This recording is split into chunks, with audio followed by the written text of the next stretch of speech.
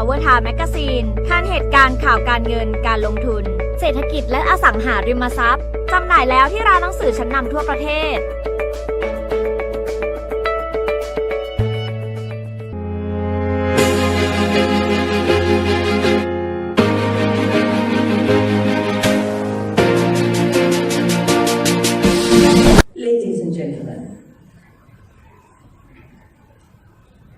Resource revolution.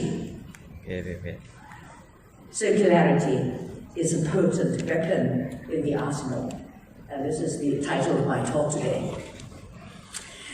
We are standing before the biggest opportunity in the century.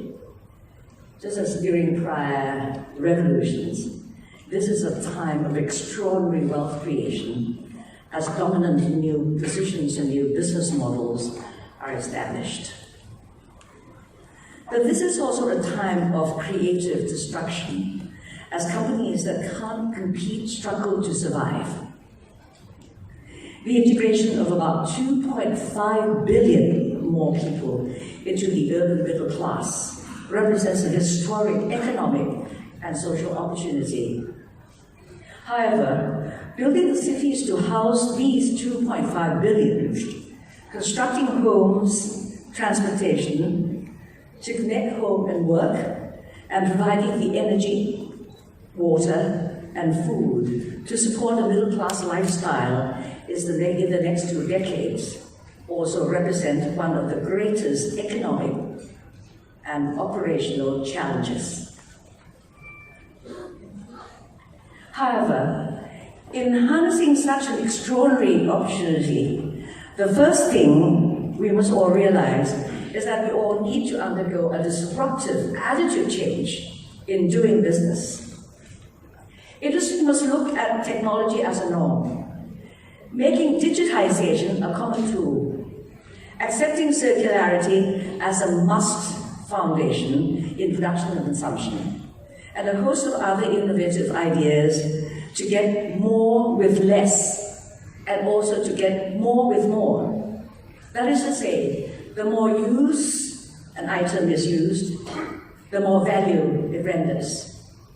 As in the case of multiple uses of plastic, which has been expounded previously by the last 2 speakers, in short, resource revolution is actually about providing far more capability to create prosperity at sharply lower cost. To drive this great industry shift, let me share with you a framework of principles required of companies and organizations to win the resource revolution. The first principle is a collection of winning characteristics. A company should have a clear pathway to lower cost, a backward compatibility, and an ability to deliver at scale. Then second, each company should have building blocks, which may include interchangeable parts, systems integration, networks effects, and ease of scaling. The third principle involves organizing concepts, such as standard operating system, we all know that, resource productivity metrics, including committed champions. And the fourth addresses sources of productivity, which includes substitution, waste reduction, we all know that, optimization, visualization, and most recently, circularity, which is part of this great framework of the resource revolution that we are undergoing. These latter practices should be the first areas a company looks at when thinking through how to win the resource revolution. Let me walk you through each of these sources of productivity. Firstly is substitution, we all know that. We try to substitute things, parts with more high-performing, less expensive, less scarce materials that might work as substitutes that can deliver superior overall performance. But don't forget some of the out-of-the-way substitute. If you know your Velcro zip, the quack, when you pull your sports shoes, the Velcro zip, those substituted metal zips, The inventor was a Swiss engineer. Notice the effective gripping capability of grass burrs when he was trying to take them off from his dog when they went for a walk in the fields. Then there is IPPO. IPPO is a German company which developed paint that rejects dirt, inspired by the structure of the lotus flower. Other examples include eggs made from peas, sorghum, beans, etc. Then there's waste reduction that we all know. There is a Japanese principle called the Kaizen, made famous by Toyota, and this principle literally says to drain the swamp so that the rocks appear. And this is really to actually lay bare the production chain, showing every step that consumes materials, energy, and water, and then try to understand all the waste factors in between, idle machines, scraps, and then try to kill them, these waste factors. Waste reduction is best achieved starting from the design stage. We all know that. There is an Israeli company, Kaima, which designs grains that can grow in arid land, in unfertile land, therefore requiring less water, less land, and less energy, saving fertile land for better and higher yield plants. Optimization is almost a cliche these days. A company must look at what are expensive assets that are not fully used, or equipment in good condition not performing a function. This could be construction equipment, or shipping containers going backwards empty, or simply planes circling the airport waiting for congestion to clear. There are efficiency everywhere waiting to be resolved, and the circular economy is at hand. It also lends itself to IT solutions that optimize routing, timing, loading, and sharing. The next source of productivity is virtualization. This is to look at resources as a service and to move activities out of the physical world into the virtual world. This is a more recent concept, but it has taken up and is caught on like a house on fire. You know, we're all ease, everything else today. Then is the circularity.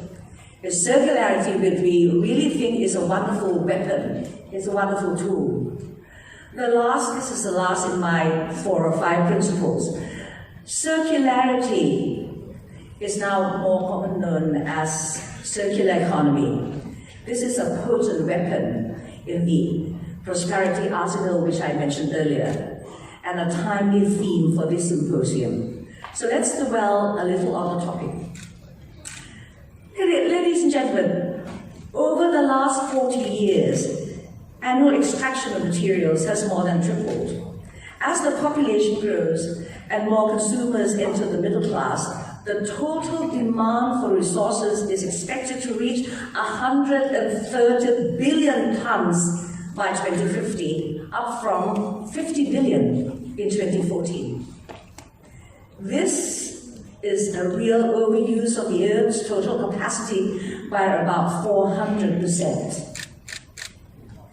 Our current linear economic model is reaching tipping point.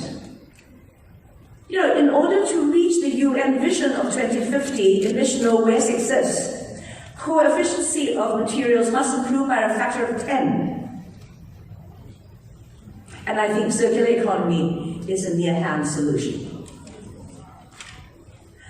The goal of a circular economy is simple: to halt overconsumption so that we can still afford to be prosperous in the future. The key idea is to detach growing prosperity from the overexploitation of virgin natural resources.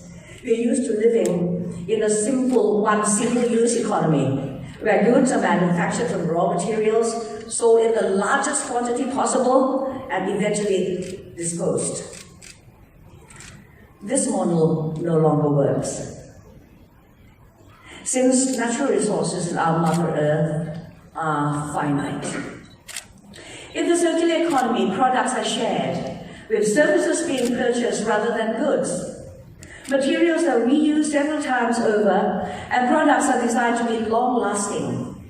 With this concept, based on the 5 R's or the 6 or the multi-R's principles that we all know, return, repair, refurbish, redesign, and reuse, minimum waste will be created. In many public discussions, the circular economy is about recycling and reuse, but that's just the beginning. Life of a product in a circular economy starts from the design stage, to production process, to customer use. And the whole manufacturing chain must be lean, green, clean, easily recyclable, and durable. Such products and products produced in these ways are suitable for sharing. The goal of a circular economy is simple. There really is not much uniqueness about circular economy activities, really. They were practiced in pre-modern time because they made financial sense. Products were shared and reused many times as a matter of course. It just wasn't known as circular economy.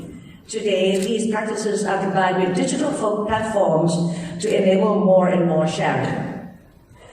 Do you know that there are about 300,000 items in an average American home? And it will not be surprising if an enormous amount of waste follows. A typical American car spends only 4% of the time on the road, 96% parked. An American road reaches peak throughput only 5% of the time, and only 86% of fuel in a car never reaches the wheel. 86% of the fuel in a car never reaches the wheel. What a waste. To fix these wastes and inefficiencies, the business model has to change. From owning to renting. From being idle to being shared. This creates an enormous savings of materials, time, cost, etc. Manufacturers can actually look into their stocks of raw materials, parts, and equipment. They will be shocked at the quantity of unused raw materials, idle units, and parts. Could these be rented? Could these be shared? And listen to this. 1/3 of food in this world goes wasted while millions go hungry. 8 million in the UK go hungry every year. The global wasted food takes an equivalent of 1 China to produce. Therefore, think of the amount of methane that is emitted when this food rots. There goes the 2 degrees Celsius temperature rise of the world, or forget about the 1.5 degrees Celsius from the Paris Agreement. I think the time has come for the world, and specifically countries like ours, like Thailand, to create ambitious circular economy markets, which encourages investment and create new solutions. We must aspire to having a roadmap, an action plan to enable the country to reap the prosperity from circular economy. Finland announced the world's first circular economy roadmap in September 2016, quite recent. 9 other EU countries have drawn up similar action plans. If we start today, we're not too far behind. If we seriously start to draw up a circular economy roadmap today, we will be able to create prosperity and well-being for our people, with less resources exploited, less waste, and a hope of keeping our world livable.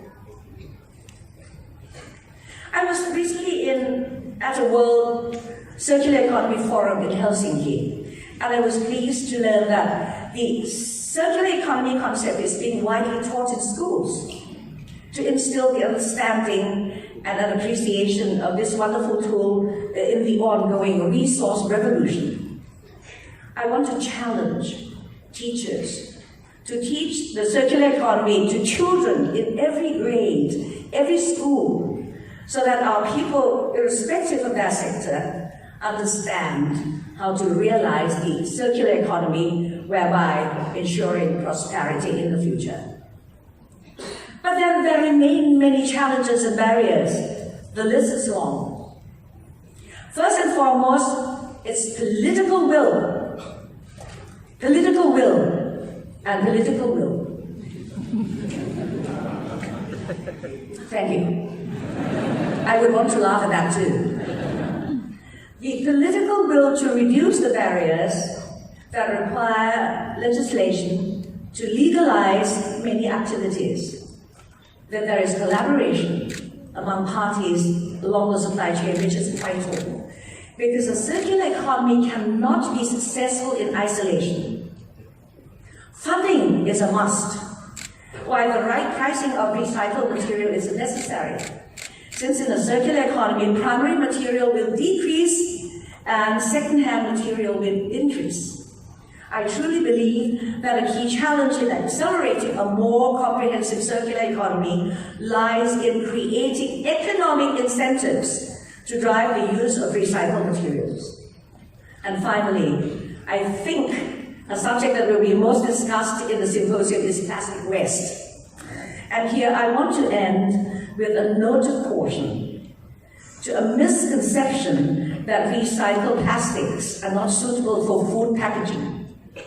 But the fact is, when plastic wastes undergo chemical processes, new products are produced and can be suitable for new uses, even for food. We must be open-minded and less biased about plastics to move forward. And the urgency is to act now, ladies and gentlemen. What is stopping us from going forward with the circular economy? Just do it. Thank you.